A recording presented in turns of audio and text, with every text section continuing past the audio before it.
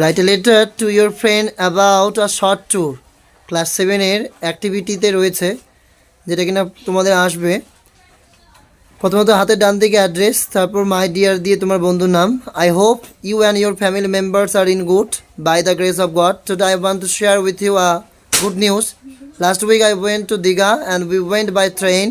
When we reached there, the sea was really calm and we bathed in the sea and we also played badminton on the beach. We did some shopping also. Though it was a short tour, but we enjoyed ourselves. No more today, more when we shall meet each other.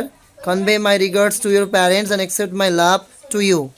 Your loving friend দিয়ে নিজের নাম লিখবে, তারপর হাতের বাঁদিকে stamp লিখে সেখানে যাকে পাঠাচ্ছ সেন্টারে তার অ্যাড্রেস দেবে, তাহলে হয়ে যাবে। শর্ট ট্যুর নিয়ে তোমার বন্ধুকে চিঠি।